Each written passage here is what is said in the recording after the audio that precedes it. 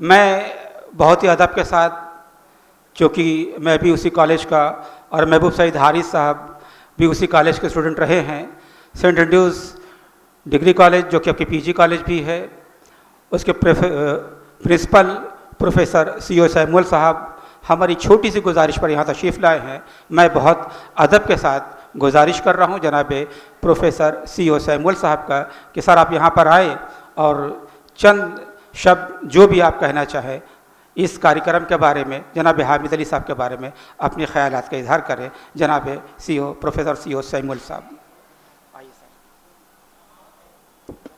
Thank you sir. Shajid Ali memorial committee की ओर से आयोजित जनाब हामिद अली साहब की याद में इस 4 दिवसीय कार्यक्रम के इस उद्घाटन सत्र में मंच पर आसीन हमारे सभी सम्मानित अतिथिगण और इस सभागार में उपस्थित सभी साहित्य प्रेमी, आप सभी को सेंट एंड्रूज कॉलेज की ओर से बतौर प्रिंसिपल नमस्कार। मैं धन्यवाद देना चाहता हूं अपने इस कार्यक्रम के सारे आयोजक मंडल के सदस्यों का कि उन्होंने मुझे एक मौका दिया कि मैं इस अवसर पर यहाँ आ सकूं और आपके साथ बैठ सकूं, आपके इस मोमेंट्स को और फीलिंग को शेयर कर सकूं। इसके लिए मैं बहुत बहुत आभारी हूँ।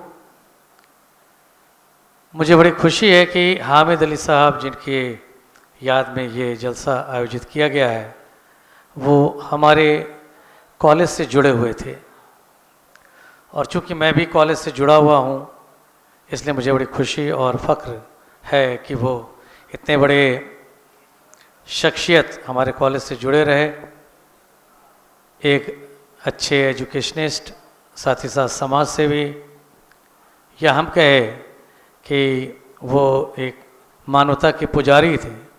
तो उनको मैं नमन करता हूँ इस अवसर पर और मुझे बहुत अच्छा लग रहा है कि इतने सारे लोग उनसे जुड़े हुए हैं, उनकी याद में जुड़े हुए हैं और जो कार्यक्रम आप लोग 4 दिन करना चाहते हैं उसमें आपकी अपनी भागीदारी होगी। मैं अपनी तरफ से ढेर सारी शुभकामनाएं देता हूं कि आप इस कार्यक्रम में भागीदारी करें और इसे सफल बनाएं। एक छोटी सी कहानी, बल्कि कहानी नहीं कहना चाहिए कि घटना है और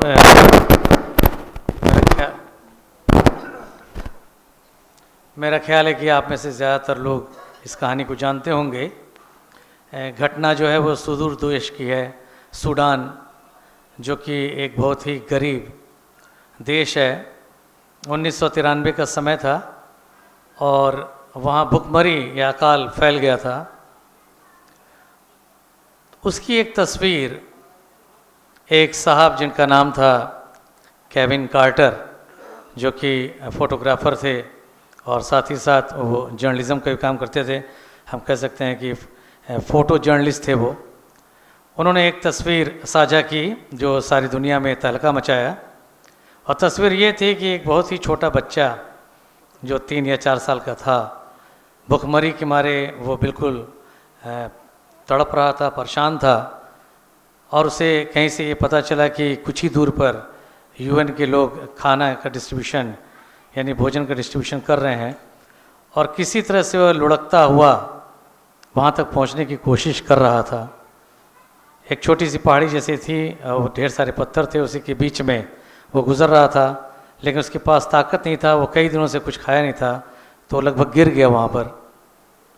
और ठीक उसके पीछे एक गिद्ध इस इंतज़ार में कि ये कब ख़त्म हो और मैं इसका भोजन करूं। इस फ़ोटो को केविन कार्टर ने अमेरिका के एक बहुत ही प्रतिष्ठित अखबार में छापा और इस फ़ोटो के लिए उनको 1994 में एक अवार्ड मिला जिसको पुलित्ज़र अवार्ड कहते हैं, जो फ़ोटो जर्नलिस्ट का हाईएस्ट अवार्ड है।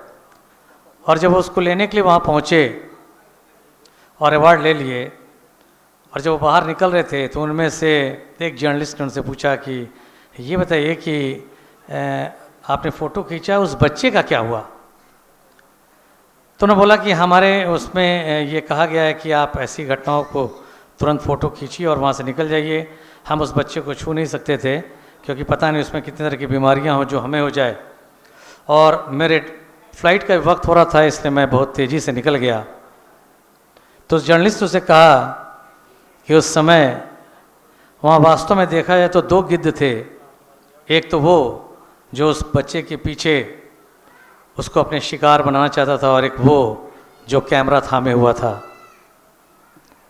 इससे उससे बड़ी ग्लानि हुई, और केविन कार्टर जो कि पुलित्ज़र अवार्ड पा चुका था, 3 महीने के बाद उसने सुसाइड कर लिया, जबकि उसकी एज थी महज 33 साल। मेरा ये कहानी शेयर करने का सिर्फ एक छोटा सा मकसद यही है कि हामिद अली साहब जो कि एक समाज सेवी थे, मानवता की सेवा करने वाले थे, और वो प्रेस फोटोग्राफर, उनमें और हम में क्या फ़र्क है? क्या हम उनकी तरह ही हैं? जो हामिद अली साहब ने किया, सारे समाज को साथ लेके चले, उनके लिए इतना बड़ा काम किया, मानवता की सेवा की, गरीबों की मदद की, या उसकी तरह जो अपने स्वार्थ में डूबे रहे और अपने नेम और फेम के लिए एक फ़ोटो खींचकर दुनिया भर में पुलित्ज़र अवार्ड के हकदार बने? मेरा कहने का अर्थ यह है कि इतना हम स्वार्थी न बने। हम सबका ये कर्तव्य है। इस 4 दिन के इस कार्यशाला में मुझे पूरी उम्मीद है कि आप भी हामिद अली के उन सारे बातों को याद रखेंगे, प्रेरणा के रूप में लेंगे, ताकि आप आने वाले दिनों में समाज की सेवा, मानवता की सेवा कर सकें, उन गरीबों की, उन परेशान और गमज़ा लोगों की आप मदद कर सकें, ना कि हम उस प्रेस फोटोग्राफर की तरह जो अपनी ही मस्ती में धुन था और अंतोगत्वा वो मौत को गले लगा लिया। तो मैं इस आशा के साथ कि आप सब भी इससे जुड़कर और समाज की सेवा में जुड़े रहेंगे। उर्दू भाषा के बड़े ही अच्छे जानकार थे हामिद अली साहब, जैसा कि हमने सुना। हमने उन्हें कभी देखा नहीं क्योंकि वो कॉलेज से भले ही जुड़े रहे, लेकिन हम ये देख रहे हैं जैसे हमारे अपने कॉलेज में ही उर्दू पढ़ने वालों की संख्या बहुत कम हो रही है। इसी साल मैंने ये बहुत गौर किया पिछले कई सालों से कि BA फर्स्ट ईयर में पढ़ने वाले उर्दू बच्चों की संख्या 15 या 20 ही है। अब इसके पीछे क्या वजह है, ये ज़्यादा बेहतर आप लोग समझ सकते हैं। अब एक एजुकेशनिस्ट के नाते हामिद अली साहब ने इस पे बहुत ज़्यादा काम किया, तो आप सबका भी दायित्व बनता है कि इस क्षेत्र में इस भाषा को आगे रखने, आगे बढ़ाने में आप निश्चित रूप से काम करेंगे, ताकि जो आने वाली पीढ़ी है इस भाषा को और आगे ले जाए और समृद्ध करे। इसी शब्दों के साथ एक बार फिर से मैं आयोजक मंडल के सभी सदस्यों का धन्यवाद देना चाहता हूं और ढेर सारी शुभकामनाएं देना चाहता हूं कि ये कार्यक्रम निश्चित रूप से सफल हो। धन्यवाद।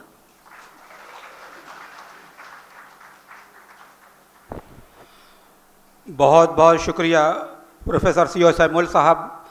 यकीनन आपने जो बात कही कि उर्दू पढ़ने वाले तलबा की तालिबात, बच्चों की तादाद कम होती जा रही है, तो यकीनन ये एक अहम मसला है, और मैं इसके लिए फिर एक बार मुबारकबाद पेश करता हूँ हामिद अली कमेटी और हामिद अली एजुकेशनल सोसाइटी को और हामिद अली सोसाइटी को भी, कि इन लोगों ने अभी आज के प्रोग्राम के बाद 3 दिन प्रोग्राम और चलेगा, उसमें ये लोगों को जो है 6 से 9, 9 से 12 और फिर ग्रेजुएशन तक के बच्चों के लिए कुछ टॉपिक्स दिए गए थे कि वो उस पर मजमून लिख करके लाएँ, और वो मजमून उर्दू में होगा।